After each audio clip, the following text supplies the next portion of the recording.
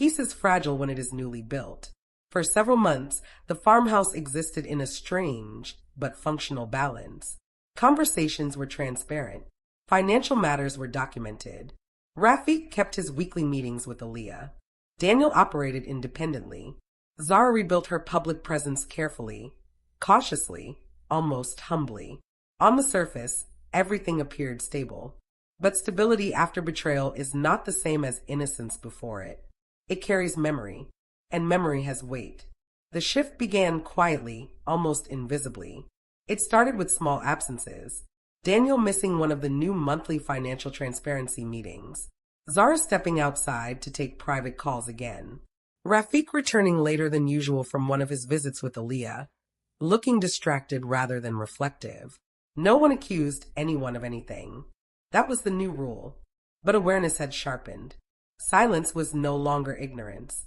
It was observation.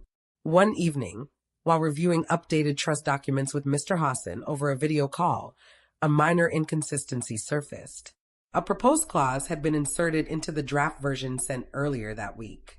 It allowed temporary managerial authority over certain agricultural contracts if the primary holder was unavailable or incapacitated. The wording was subtle, legally flexible, and dangerous. Who requested this addition, came the calm question. Mr. Hassan adjusted his glasses. It was forwarded from Daniel's email. The room seemed to cool. The clause itself wasn't illegal. It wasn't even aggressive, but it created conditional control. A backdoor, the kind that only appears when someone is thinking ahead. Daniel was called into the study that evening. There was no anger in the voice that invited him, only steadiness. He read the clause twice before speaking. It's just precautionary, he said, in case something happens unexpectedly. Unexpectedly, came the measured reply. Or conveniently? His jaw tightened slightly. You think I'm planning something again? I think you still believe control equals protection. He ran a hand through his hair. I learned my lesson.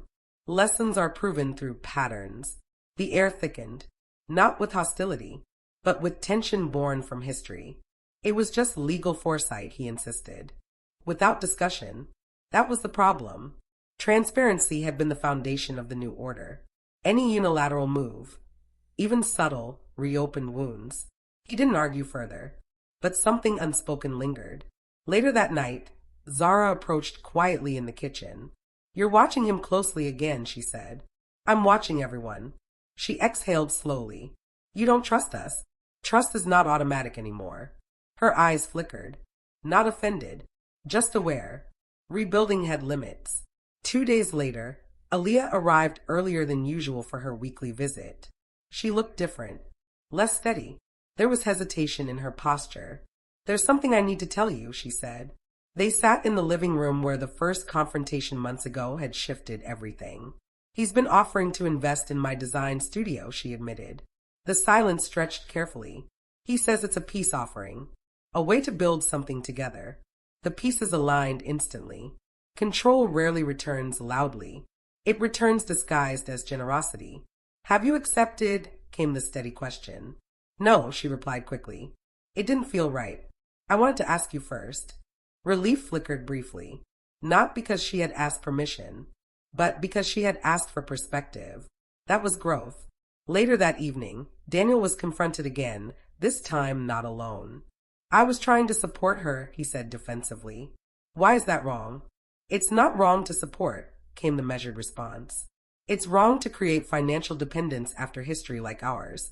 His frustration resurfaced. So I'm permanently the villain? No, but you don't get to move pieces quietly anymore. The argument didn't escalate, but something became clear. Daniel hadn't fully understood the depth of the fracture. He believed time alone repaired trust. He hadn't realized trust now required consultation before action. Rafik remained unusually quiet during this exchange. Later that night, he approached privately. He wants redemption, he said softly. Redemption does not bypass accountability. He nodded. He is still my son, and she is still your daughter. The reminder settled heavily. Rafik's divided loyalties were resurfacing. The next week brought another ripple. Zara's podcast episode gained unexpected traction. A larger media outlet reached out, offering a feature segment about family scandal recovery. It would involve interviews, footage at the farmhouse, a controlled narrative opportunity. It could reshape everything, Zara said carefully at dinner. We'd control the story this time. Control. That word again. We are not a storyline, came the firm response. It's not manipulation, she insisted. It's transparency. Transparency doesn't require cameras. The table fell silent. Daniel looked torn. Public redemption appealed to him. Clean narrative arcs were easier than slow, uncomfortable rebuilding. Aaliyah said nothing, but later she admitted quietly, I don't want my life packaged. That settled it. The offer was declined, but tension lingered, because opportunity had knocked, and turning it away required restraint. Weeks passed. The clause was removed from the trust draft. Daniel apologized again, this time without justification. But apologies repeated too often begin to lose shape. One late evening, a new development emerged. A neighboring developer had approached Daniel privately with an interest in acquiring adjacent farmland. Not the farmhouse itself, just the outer acreage. A highly profitable offer. Legally, Daniel had no authority to negotiate, but he had entertained the meeting. When discovered not through secrecy, but through a casual mention by the developer at a community event, the air shifted again. You said you learned, came the steady voice across the dining table. I didn't agree to anything, Daniel insisted. I just listened. Listening without authority creates expectation. He exhaled sharply. So I'm supposed to do nothing forever? No, came the calm reply. You are supposed to do things correctly. That night, Daniel left the house abruptly, not in anger, in frustration. Zara watched him go, conflicted. Rafik stared at his hands. Aaliyah broke the silence. He's afraid he'll never regain position, she said quietly. Position. There it was. The core wound. This had never been just about property. It had been about hierarchy. And hierarchy no longer existed. The next morning, Daniel returned. Not with argument, not with defense, but with something unexpected. He handed over a folder. Inside were detailed proposals for independent ventures entirely separate from family assets. No overlapping clauses, no shared leverage, no conditional control. I need to build something that isn't tied to this house, he said quietly, or I'll keep trying to control it. That honesty shifted something fundamental. For the first time, his motivation was clear without manipulation. It wasn't greed. It was insecurity. And insecurity, when unacknowledged, disguises itself as authority. The room felt different. Not healed, but evolving. That night, standing alone by the porch, the realization settled deeply. Peace isn't maintained by trust alone. It's maintained by vigilance. Not suspicion, but awareness. This family had survived collapse once. But survival doesn't erase instinct. Control will always try to reappear in subtle forms. The question is no longer whether betrayal will happen again. The question is whether boundaries will hold when tested. And they were being tested. Quietly. Again.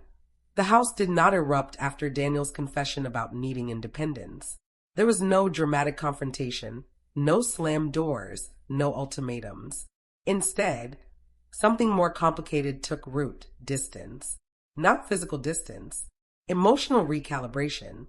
Everyone became slightly more self-contained, slightly more careful, as if instinctively preparing for the next tremor before it arrived. Daniel immersed himself in his independent proposals, meetings in the city, calls that lasted late into the evening. He was no longer maneuvering inside the family structure, but ambition had not left him. It had simply redirected. That should have felt reassuring. And yet, ambition without full healing can still be dangerous, even when it wears a different coat. Zara shifted too. Her podcast had grown steadily, not explosively, but with loyal listeners who appreciated the quieter tone she had adopted. She spoke often about ego, about public mistakes, about the cost of narrative control. She never mentioned specific names anymore. The farmhouse became the past. The scandal became a turning point. She was careful not to exploit it, and that restraint gave her credibility she hadn't had before. But sometimes, after recording, she would sit in silence longer than usual. Growth had come at a cost. Rebuilding a reputation publicly is exhausting when you know how easily it collapsed.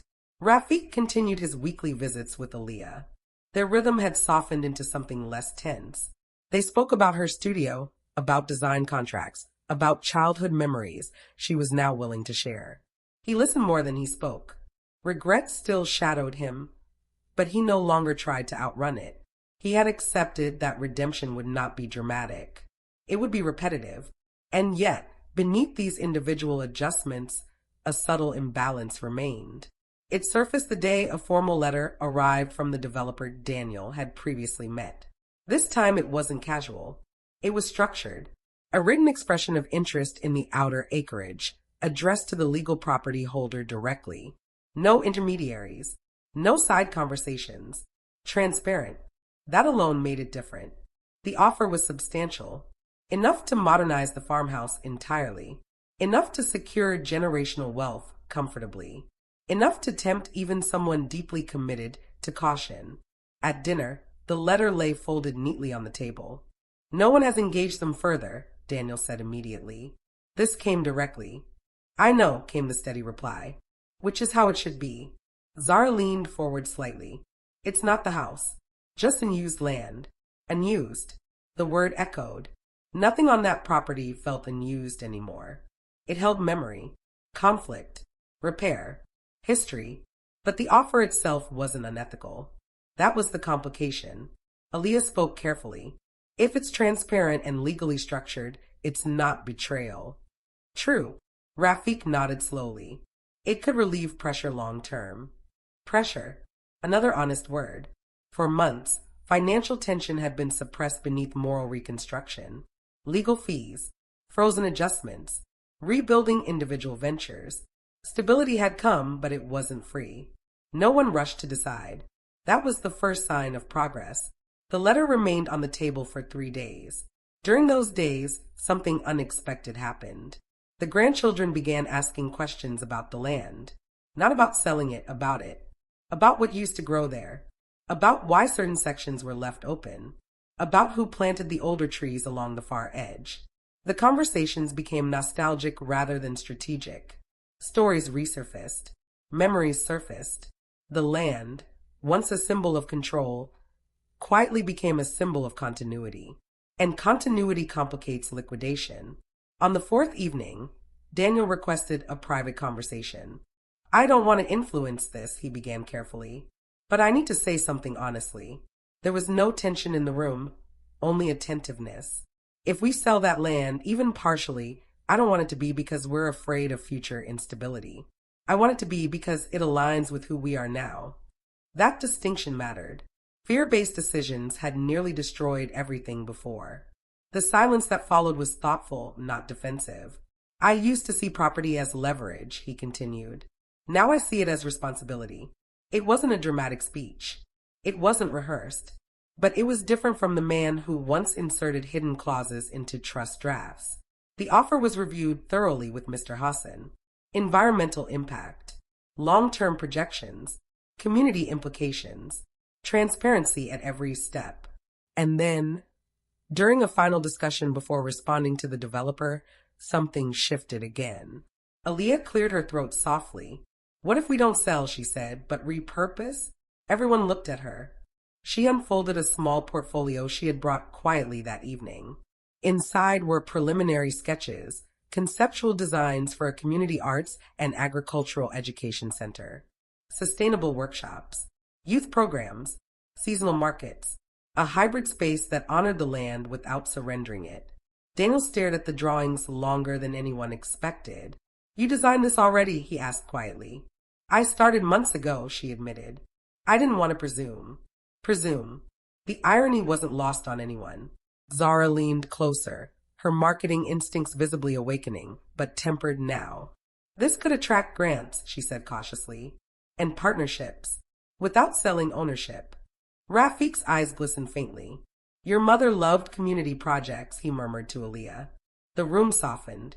The developer's offer suddenly felt less like opportunity and more like distraction. It wasn't about rejecting money. It was about redefining value. The next morning, the letter was declined, politely, formally, with appreciation. Not from fear, from direction. Construction didn't begin immediately. Plans needed refining. Budgets needed transparency. Roles needed clear boundaries to prevent old patterns from creeping back in. This time, everything was documented collaboratively. Daniel offered to oversee operational logistics under oversight. Zara offered branding consultation, with veto powers shared equally. Rafik contributed initial capital, openly declared. Aaliyah led design without interference. It wasn't perfect harmony. There were disagreements. But disagreements were voiced, not hidden. One evening, as blueprints covered the dining table, Daniel paused unexpectedly. "I used to think leadership meant deciding first," he said quietly. "Now I think it means listening longest." No one responded immediately, but the shift was undeniable. Weeks turned into structured planning sessions. The grandchildren grew excited about planting spaces and art corners. The farmhouse buzzed again, not with tension, but with construction energy. Yet vigilance remained present. Trust had not returned blindly. It had returned conditionally. One late night, after everyone else had gone to bed, there was a quiet realization that peace is not the absence of threat. It is the presence of boundaries strong enough to withstand it. Part 2 was no longer about preventing collapse. It was about preventing regression. And regression is subtle. It hides in urgency, in ego, in nostalgia. But this time, awareness lived in the house too. Stronger than before. The land would not be sold. It would evolve. And so would they. Construction always reveals what blueprints hide. The decision to transform the outer acreage into a community arts and agricultural center had unified everyone in theory. On paper, it looked visionary, sustainable, restorative, forward-thinking. It honored the land without surrendering it. It created purpose beyond inheritance. It felt like redemption woven into soil. But vision does not eliminate tension. It redistributes it. The first visible cracks appeared during budgeting. Aaliyah's designs were ambitious. Open-air studio pavilions with natural light optimization, rainwater harvesting systems, a modular greenhouse that could double as an exhibition space. Daniel, reviewing the projected numbers, grew visibly tight around the jaw. "This exceeds our preliminary allocation," he said carefully during one of the evening planning sessions. "By nearly 30%. Aaliyah didn't flinch. "Because I designed for longevity, not minimum compliance." The room stilled. Zara leaned back, observing. Rafik remained quiet. Daniel wasn't wrong. The numbers were real. But neither was Aaliyah. Cutting corners for short-term savings had been a recurring family flaw, one disguised as practicality. "We can phase it," Zara suggested. "Build core structures first. Expand in stages." Aaliyah's fingers rested lightly on the blueprint edges. "Phasing is acceptable," she said calmly, "but not downgrading materials." The distinction mattered. Daniel exhaled slowly. "I'm not trying to shrink your vision." "I know," she replied evenly, "but I won't compromise structural integrity to ease anxiety." Anxiety. The word lingered longer than intended, because beneath the spreadsheets and diagrams, anxiety had indeed resurfaced. Not about betrayal this time, but about control over direction. Daniel was adjusting to leadership without dominance. Aaliyah was stepping into authority without apology. Zara was navigating influence without manipulation. Rafik was funding without steering. Everyone was in unfamiliar territory, and unfamiliarity breeds friction. The first external obstacle arrived unexpectedly. A local council representative requested a review meeting. Zoning adjustments were required for community programming. Nothing alarming, but bureaucratic delay nonetheless. Daniel volunteered to handle it immediately. Aaliyah hesitated. "I'd like to attend," she said. "Of course," he replied quickly. Too quickly. That subtle urgency did not go unnoticed. Transparency had become habit, but habit requires reinforcement. They attended together. The meeting was professional, structured, procedural. The representative raised minor environmental impact concerns and suggested community input sessions before final approval. It wasn't resistance. It was governance. Afterward, walking back to the car, Daniel spoke first. "I could have handled that." "I know," Aaliyah said calmly, "but handling alone is not the model anymore. He nodded once. No argument. It was a small exchange, but meaningful. That night, Zara reviewed marketing drafts for potential grant applications. Her instinct for narrative resurfaced, not deceptive, but strategic. She crafted language around generational healing, community resilience, sustainable education. It was compelling, perhaps too compelling. Tone it down, came the quiet suggestion across the table. She looked up. It's honest. It's dramatic. She paused, then reread her own words. I suppose I still lean toward intensity, she admitted softly. You're good at it, came the response. But this doesn't need spectacle. She revised the copy without protest. Progress is visible in edits no one argues about. Weeks passed. Ground clearing began. Machinery moved cautiously along the outer fields. The sound of construction replaced the memory of conflict in that section of land. But transformation carries emotional undertones. One late afternoon, Rafiq stood watching the initial foundation markings. His expression was unreadable. Are you regretting it? Came the gentle question beside him. He shook his head slowly. No, I'm confronting it. Confronting what? How much I equated ownership with legacy. The honesty was quiet. I thought preserving land unchanged was loyalty to history, he continued. But maybe legacy isn't preservation. Maybe it's evolution. The wind carried dust lightly across the marked soil. You're evolving, came the steady reply. He smiled faintly, slowly. Meanwhile, Daniel faced his own private reckoning. His independent venture proposals had progressed. Investors showed interest, but they required capital infusion, personal capital, not family-backed leverage. For the first time in his life, he would have to risk solely his own resources. That reality unsettled him more than he admitted. One evening, he approached privately. I'm considering reallocating my savings, he said carefully. It's significant. Is the business solid? Yes. Then the risk is yours to take. No discouragement. No endorsement. Just autonomy. He studied the face across from him for a long moment. You're not advising. I'm respecting. The difference altered something fundamental in him. Support without control. Guidance without interference. He nodded slowly. I'll decide this week. Elsewhere, Aaliyah encountered her own test. A design firm in the city offered her a partnership opportunity. Prestigious, high-paying, demanding relocation. She didn't mention it immediately. Not because she was hiding it, but because she wasn't sure what she wanted. One night, sitting alone at the half-cleared edge of the property, she allowed herself to imagine leaving. Starting somewhere unconnected to complicated family history. Building a name separate from reconciliation narratives. It was tempting, very tempting, but walking away from the project would delay it indefinitely, perhaps permanently. The next morning, she shared the offer at breakfast. No one reacted dramatically. Zara looked impressed. Daniel looked concerned, but masked it. Rafiq's expression tightened subtly. That's extraordinary, he said quietly. It is, she agreed. Silence followed. What do you want? Came the steady question. She inhaled slowly. I don't know yet. And that honesty, more than anything, reaffirmed that this family had changed. No one urged her to stay. No one guilt her with legacy. No one framed it as betrayal. Days passed. She visited the city, met the firm partners, walked through sleek offices with floor-to-ceiling glass, discussed high-profile projects far removed from farmland and emotional rebuilding. It was intoxicating, but also impersonal.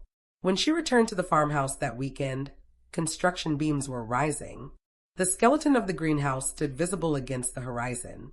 The children were painting temporary wooden boards with bright colors, supervised but free. She stood there longer than necessary.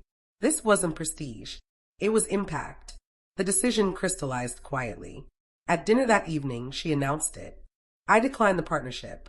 No applause, just understanding. I want to see this through, she said simply.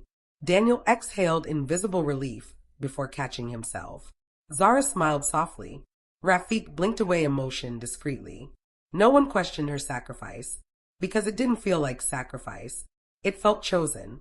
And chosen commitment is stronger than obligation. Late that night, as lights dimmed and the farmhouse settled into sleep, A subtle awareness returned, the kind that never fully disappears after betrayal. Progress had been made.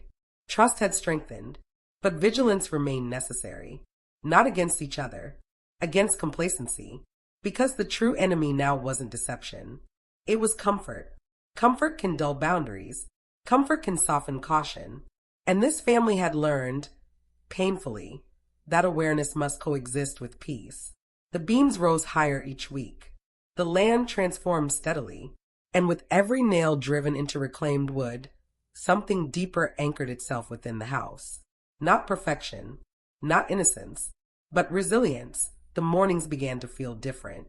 There was no lingering tension over inheritance disputes, no whispered conversations about hidden clauses or secret meetings. Instead, the air was filled with the scent of fresh soil, paint, and the faint, metallic tang of construction tools. Yet, even in this newfound rhythm, subtle currents of unease threaded through the farmhouse, impossible to ignore. Change always awakens old patterns, even if only in memory. One morning, Aaliyah was inspecting the greenhouse foundation when her phone buzzed. It was a message from an unfamiliar number, a simple statement that made her pause mid-step. You're overlooking the easement issues.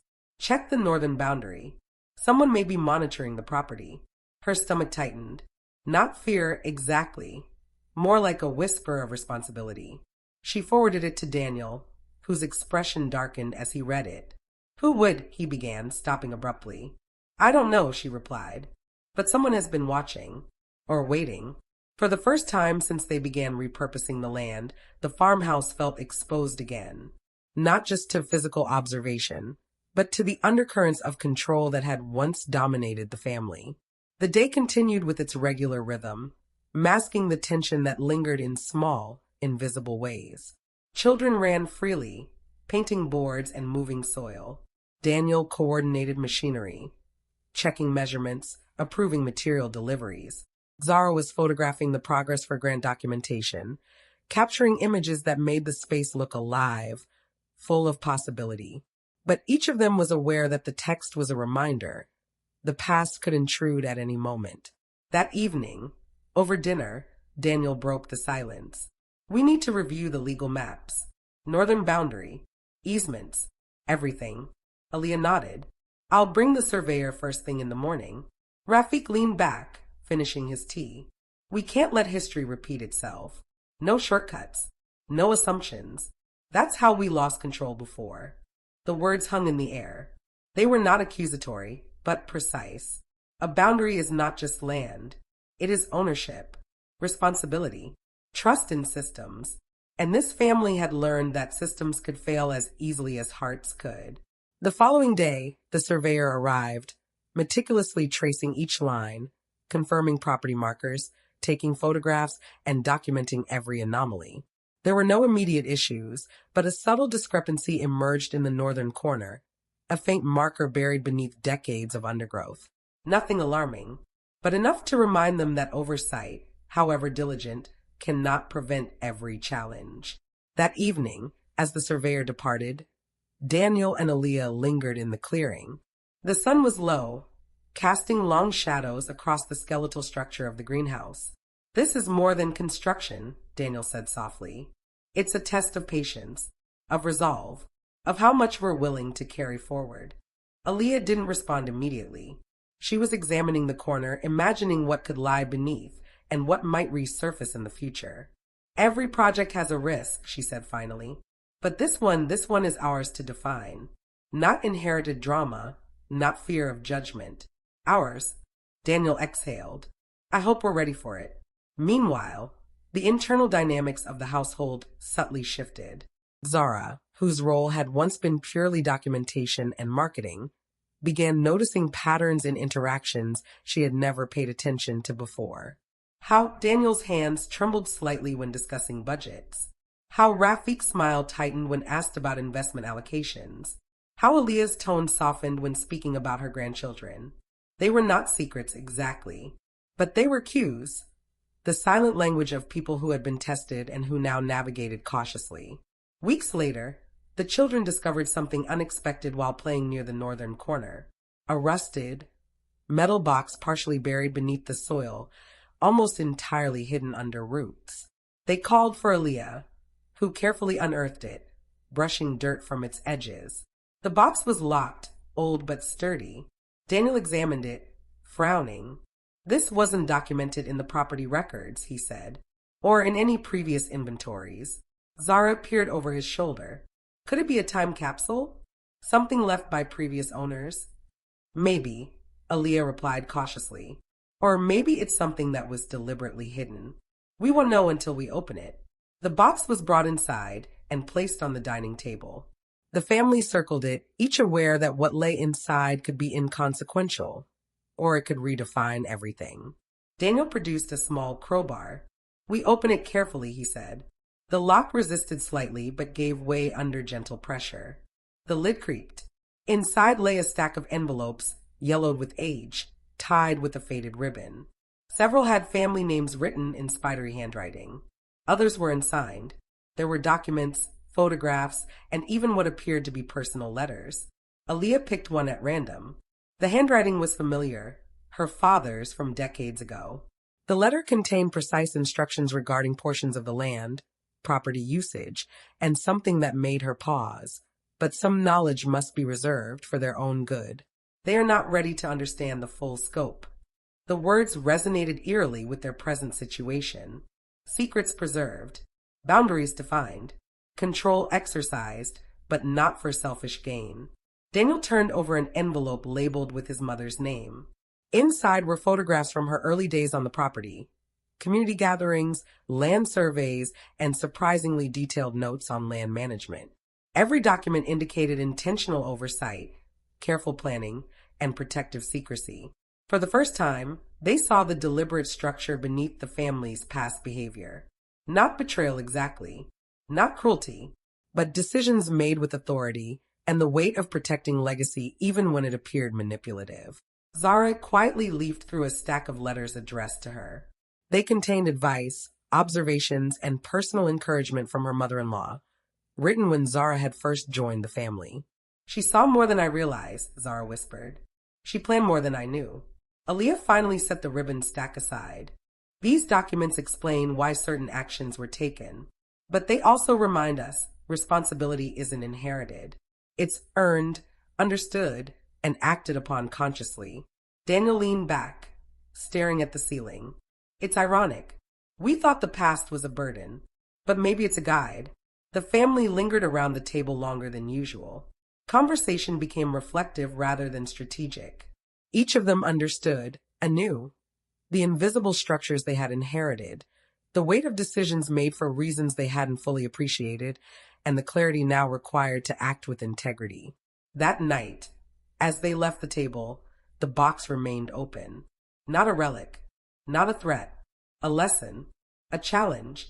And in that quiet, beneath the farmhouse roof that had survived fire, mistrust, and betrayal, one unspoken truth emerged. Understanding the past is not merely history. It is preparation. And preparation is the only way to ensure the future doesn't repeat mistakes already endured. Rain arrived unexpectedly that week. Gentle at first, then persistent, drumming against the corrugated roof of the farmhouse. The sound filled the rooms, echoing through empty hallways and across partially completed structures outside. It was a reminder that time moves regardless of human intent, that nature does not pause for reflection or reconciliation. And for the first time in months, the family felt a subtle shift in the air, a prelude to the storm both outside and within. Daniel stood by the window, watching the drops scatter across the greenhouse's glass skeleton.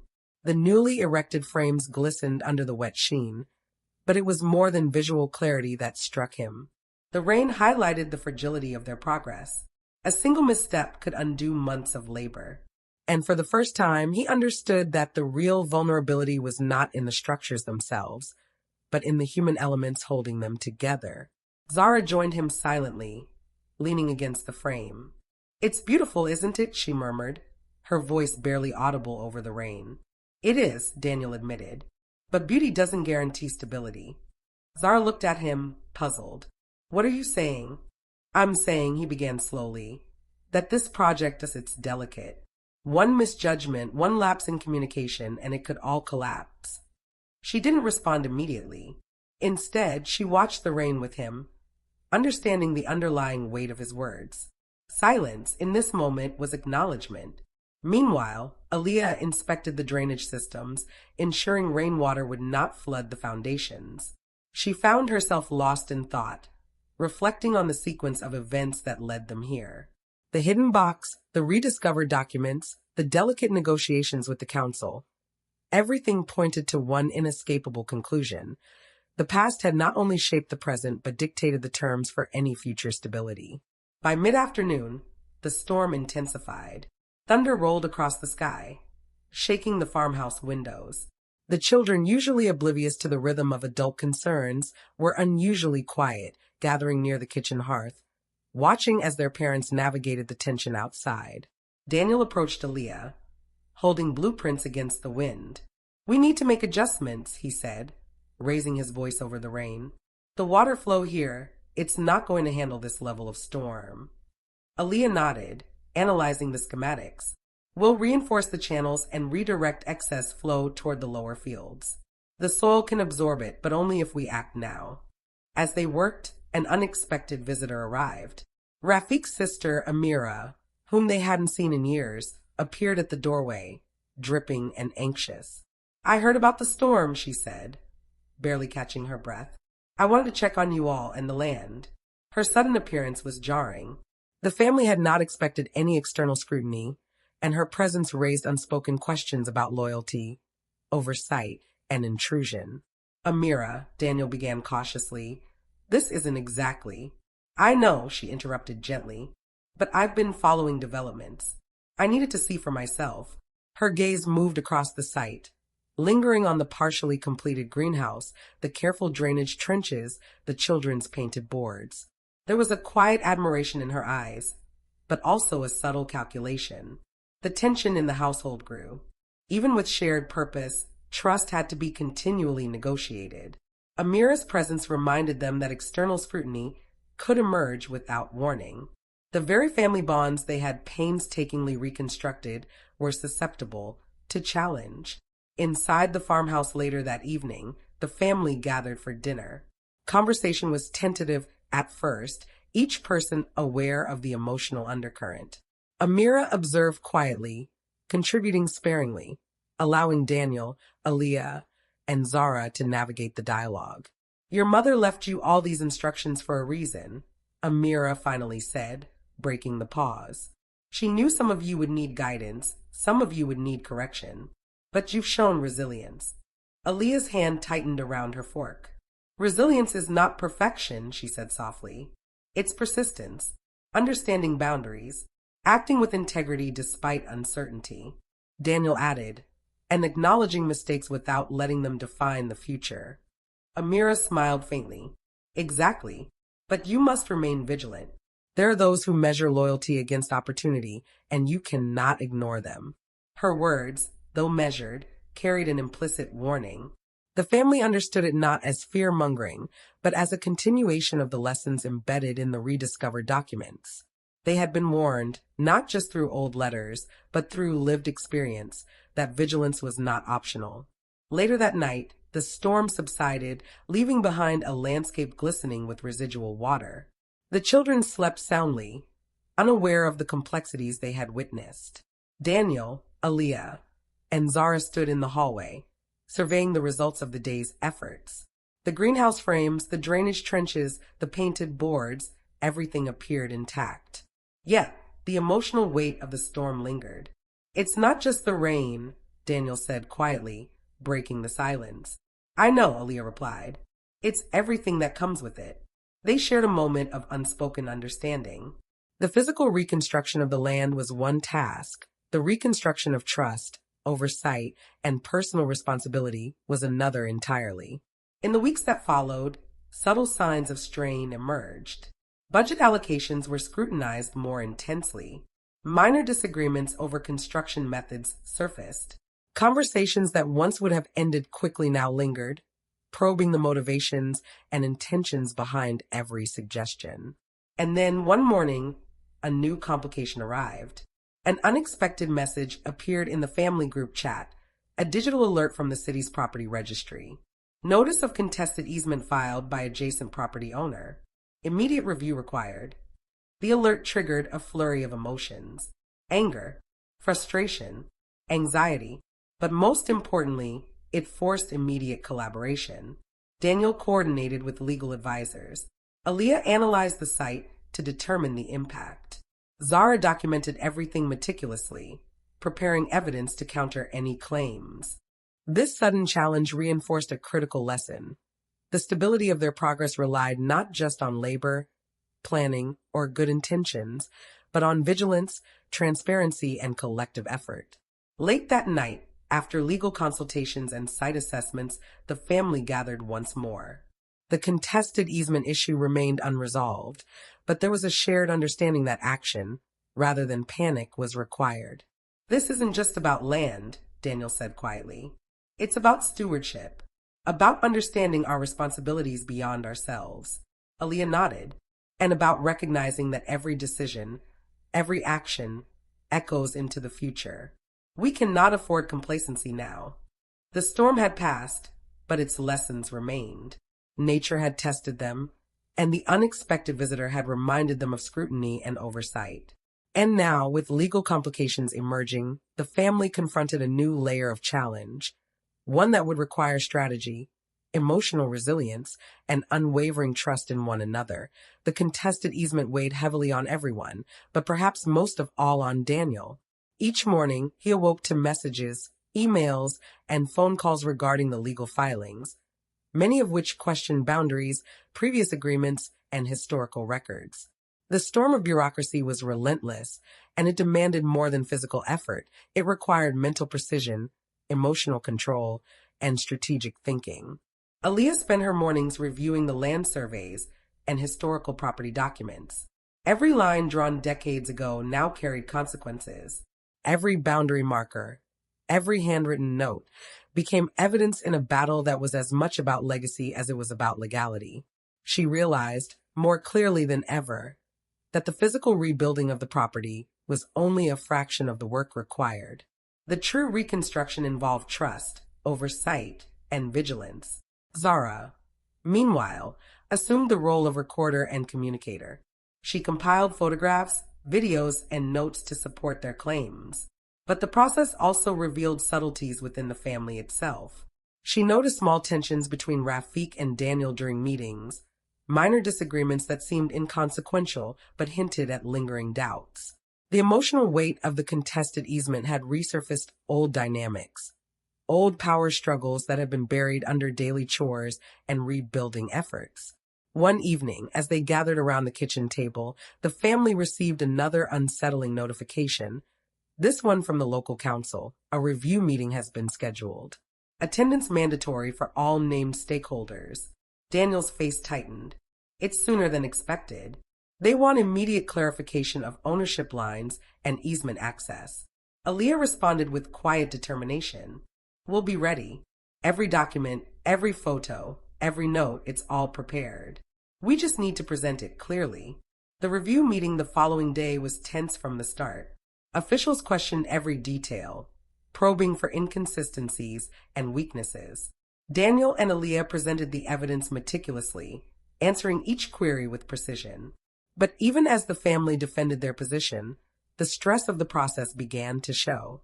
Aaliyah noticed the subtle exhaustion in Daniel's movements, the slight hesitation in his speech, the small but telling signs of self-doubt that threatened to undermine their confidence.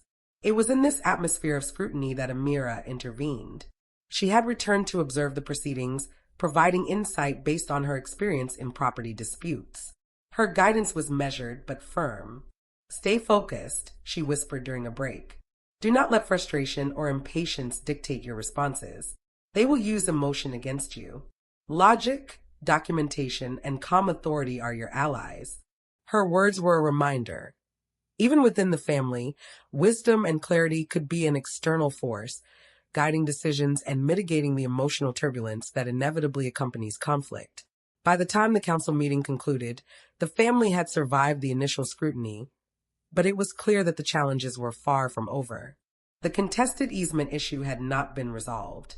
In fact, it had opened the door to deeper questions about land ownership, historical agreements, and the intentions of past generations. Back at the farmhouse, the family gathered to debrief. Rafiq, who had been largely silent throughout the day, finally spoke. "We've managed to hold our ground," he said carefully, "but there's more here than just the land. This is about control, legacy, and the unseen influence of decisions made long ago." Aaliyah nodded. "Every step we take now must be deliberate. The property, the project, and even our own actions, all are connected. One misstep, one oversight, and the past could dominate our present again." Late that night, as the house grew quiet, Aaliyah found herself alone in the greenhouse. The rain from earlier days had left the soil damp and fertile. She traced her fingers across the wooden frames, reflecting on the family's journey. Every challenge, every tension, every decision carried layers of meaning. It was not merely about rebuilding structures. It was about understanding responsibility, legacy, and the subtle forces that shape family dynamics. Her reflection was interrupted by a notification on her phone, another message from the property registry. Additional documents require verification: previous easement approvals, signatures of past stakeholders, and historical maps. Immediate attention required. Aaliyah's heart sank. This was no longer a temporary obstacle. It was a continuing saga, one that demanded unwavering attention and meticulous action. The following days were a blur of activity. Meetings, document reviews, and legal consultations became the family's routine. Even small disagreements took on heightened significance. Decisions about which documents to present, how to interpret historical records, and how to respond to council inquiries became battles of strategy and emotional endurance. In one particularly tense moment, Daniel discovered an anomaly in the historical records, a previously unmentioned clause that could affect their entire claim. His face paled as he read the fine print. This could change everything," he whispered. Aaliyah examined the document, feeling a mixture of frustration and resolve. "We cannot ignore it," she said firmly, "but we also cannot panic. We analyze, we strategize, and we act with clarity. Panic will only make us vulnerable." Zara, ever meticulous, began cross-referencing the clause with the rediscovered documents from the metal box. There were subtle hints that past family members had anticipated potential disputes and had left guidance for handling such complications. The realization was both comforting and sobering. They were not navigating the challenges blindly, but the responsibility to interpret and act on the guidance rested entirely with them. As the week drew to a close, the family gathered once more to discuss their next steps.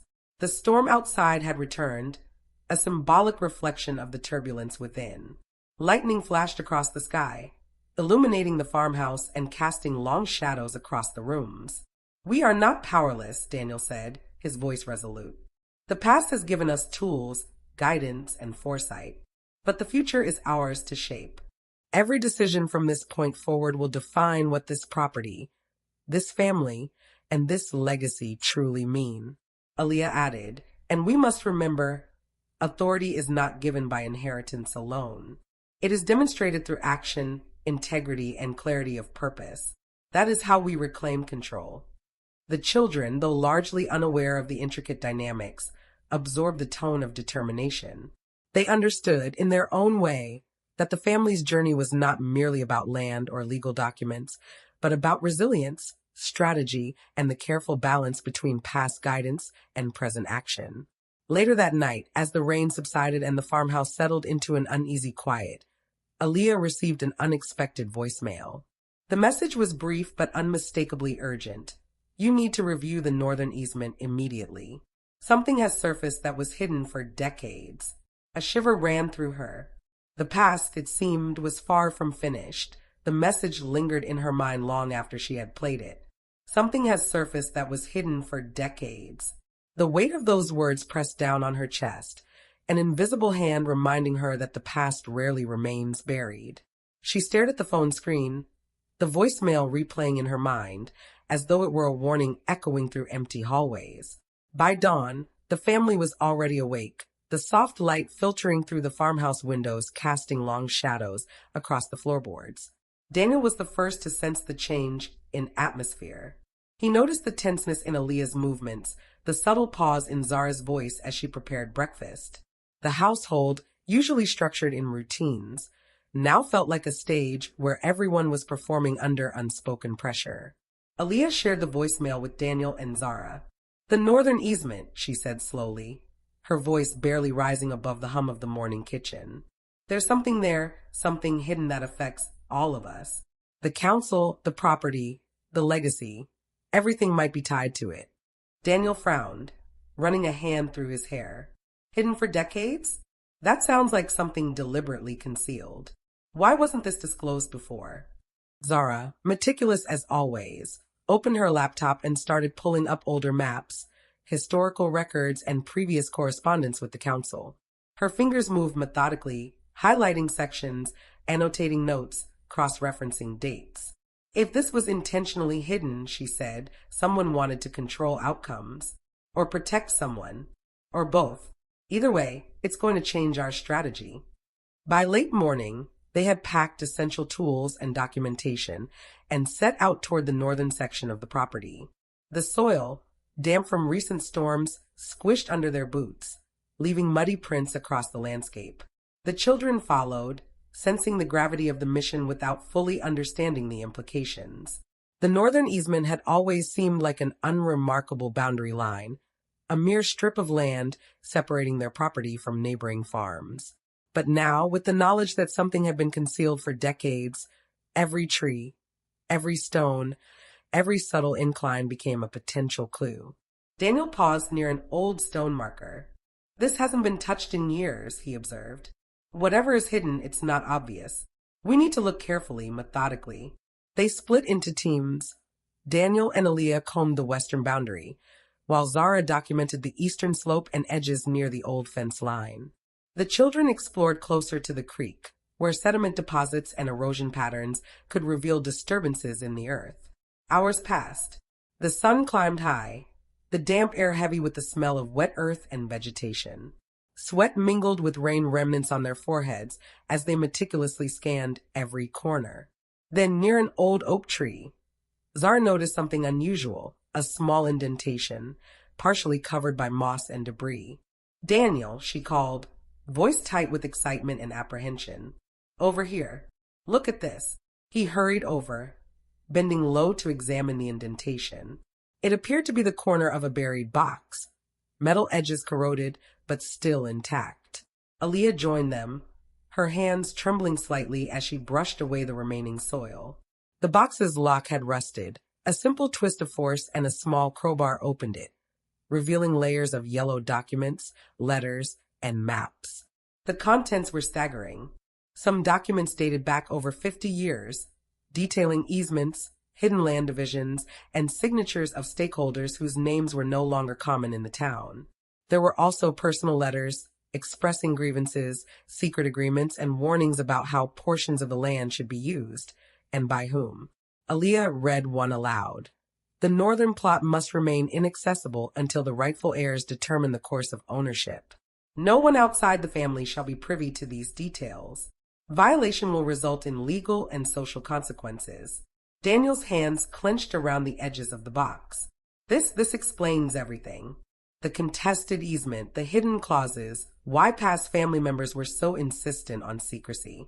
They weren't hiding because of negligence. They were protecting something. Zara's face paled as she flipped through more letters. But the question now is, who are the rightful heirs? And why has this been left unresolved for so long? Aaliyah's mind raced.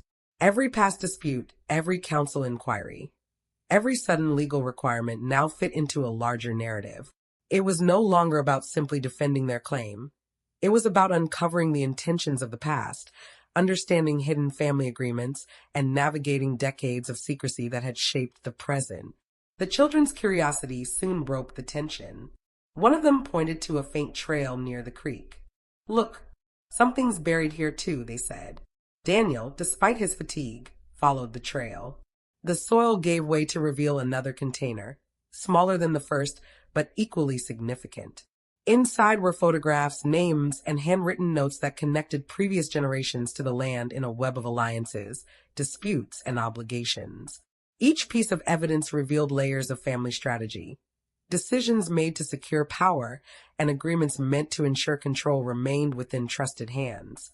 By late afternoon, the family had unearthed nearly everything tied to the northern easement. But with each revelation came more questions than answers. Who had buried these items? Were they protecting the family or manipulating it? And why had they left such explicit instructions while failing to clarify ownership and access? As they packed up the boxes to bring back to the farmhouse, a sudden movement caught Daniel's eye. A figure, partially obscured by trees, was watching them from the edge of the property. The person vanished as quickly as they appeared, leaving only the sense of intrusion and unease. That wasn't anyone from the council, Daniel murmured, voice low. Someone else knows about this. Someone has been waiting for us to uncover it. Aaliyah felt a chill run down her spine. And now they'll act. Whoever they are, they'll move quickly, and we need to be ready. Returning to the farmhouse, the atmosphere was heavy with tension. Each family member processed the day differently. Daniel was planning legal strategies. Aaliyah was analyzing historical patterns. Zara was cataloging evidence. And the children absorbed lessons about vigilance and family legacy in quiet reflection. Late that night, the voicemail's warning echoed anew. Something has surfaced that was hidden for decades. Now, with the northern easement uncovered, the words felt prophetic. The family had stumbled into a larger story, a story of secrecy, legacy, and power struggles that had been carefully hidden but was now irreversibly exposed. The morning after the northern easement discovery felt charged, as if the earth itself held its breath. Sunlight streamed through the farmhouse windows, illuminating piles of unearthed documents stacked carefully on the dining table. The air was heavy with anticipation, the kind that presses down on your chest and refuses to be ignored. Every family member felt it, a subtle, insistent reminder that they were no longer merely observers in a dispute. They were central players in a saga decades in the making. Daniel was the first to speak, breaking the tense silence that had settled over breakfast. "We need a strategy," he said, voice measured. "This is bigger than just the easement. Whoever buried these documents had a reason. Whoever watches us now has a stake." Aaliyah nodded, her fingers brushing over a yellowed map. "We've seen the past and it's clear. Decisions were made to protect or control. We can't proceed blindly. Every move must be deliberate, every response measured." Zara had been organizing the documents digitally, scanning photographs and letters into a secure drive. "There's so much information here," she said softly, almost to herself. "Connections, names, dates, and instructions. But the instructions are cryptic. They don't tell us exactly what to do, only what not to do. It's like a puzzle designed to test whoever comes after." The children lingered nearby, half curious, half wary. They sensed the weight of responsibility pressing down on the adults, the tension woven into every exchange. They had learned early that family dynamics were complex, layered with loyalty, secrecy, and unspoken obligations. But today, the lessons were tangible. The past was not just history. It was a living force, shaping every choice they made. Daniel suggested they review the documents together, line by line, to reconstruct the intentions of those who had gone before. "We need to understand what was buried and why," he said. "Every detail matters. Every letter, every map, every signature could be a clue to the next step." Hours passed as the family meticulously combed through the materials. Patterns began to emerge. Certain names reappeared repeatedly, associated with specific clauses in the easement, indicating levels of authority and influence. Some letters revealed disputes over boundaries, while others hinted at family members who had acted as intermediaries, ensuring the property remained protected or manipulated over generations. Aaliyah paused over one particular letter, her heart tightening. It was written in an elegant, looping script, addressed to a descendant of the family. The tone was almost pleading. "Trust is fragile.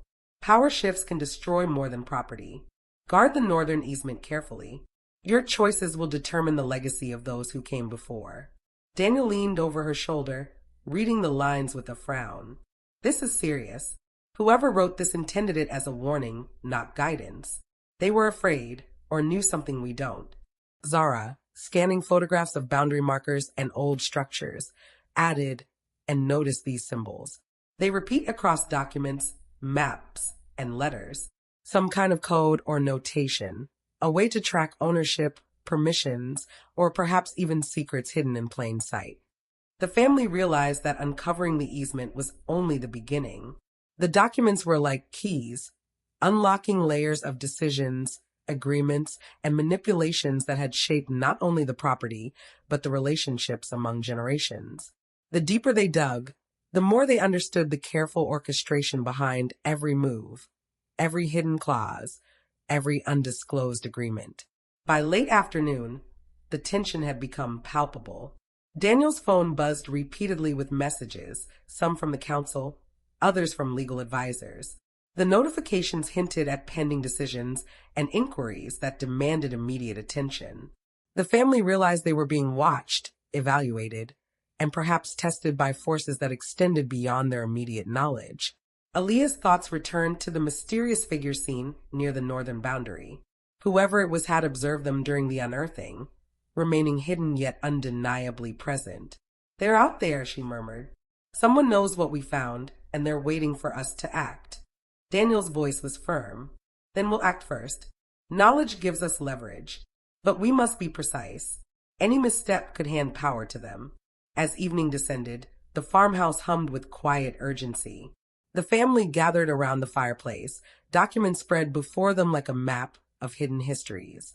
Discussions flowed late into the night, theories, interpretations, and strategies debated in careful, controlled voices.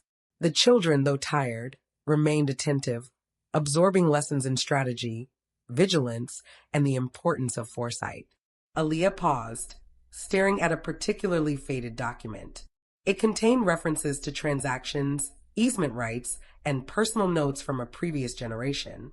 The handwriting was familiar in style, echoing lessons and intentions that seemed almost prescient.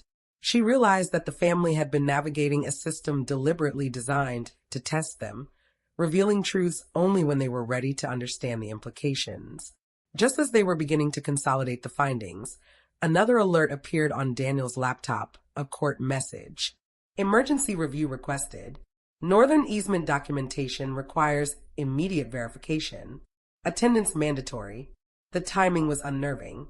The council's scrutiny, the legal implications, and the mysterious observer all converged, creating a sense of urgency and impending confrontation.